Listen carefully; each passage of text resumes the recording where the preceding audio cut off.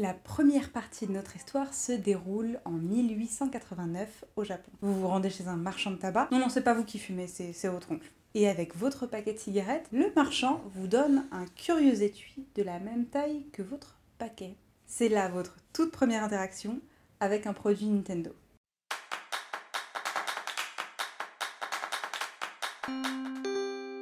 Avant de vendre les jeux vidéo et les consoles que l'on connaît tous, Nintendo Kopai est l'entreprise japonaise la plus productive dans la vente de cartes à jouer traditionnelles que l'on appelle les Hanafuda. L'entreprise possède également un Lovotel, mais ça c'est une autre histoire. Pour la petite anecdote, certains disent que les kanji de Nintendo signifient « laissons la chance au ciel », ce qui irait plutôt bien avec l'activité de l'entreprise, mais la signification du nom reste un petit peu incertaine, puisque même l'arrière-petit-fils du fondateur n'en a pas la moindre idée. À cette époque donc, le logo est inscrit sur les paquets de cartes en kanji. Après les jeux de cartes, Nintendo se lance dans la vente de jouets et crée donc une nouvelle version de son logo pour pouvoir la poser sur un maximum de produits. Entre le mot en lui-même et les différents monogrammes, Nintendo fait un peu la course au logo et en change parfois plus d'une fois par année. Il sera décliné et modifié plus de 16 fois entre 1889 et 1982. On est bien d'accord, ça fait beaucoup.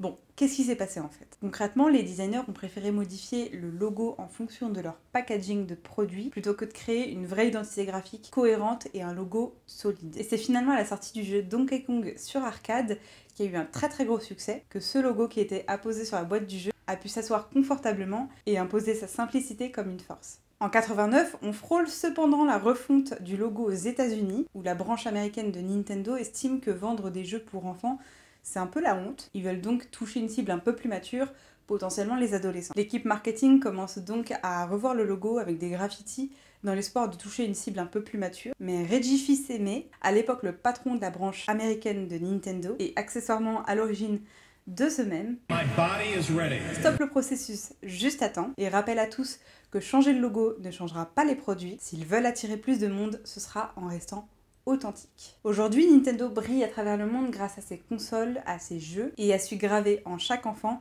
l'image de ce logo synonyme de bon moment. Pour la prochaine vidéo, je vais pas vous faire voter cette fois-ci, puisque vous avez été très nombreux à vouloir que je parle du logo Lego. Donc je vais vous faire cette vidéo, puisque vous me l'avez beaucoup demandé. Si cette vidéo vous a plu, n'hésitez pas à vous abonner à ma chaîne et à me laisser un petit commentaire, ce serait super cool. On se dit à très vite pour la prochaine vidéo.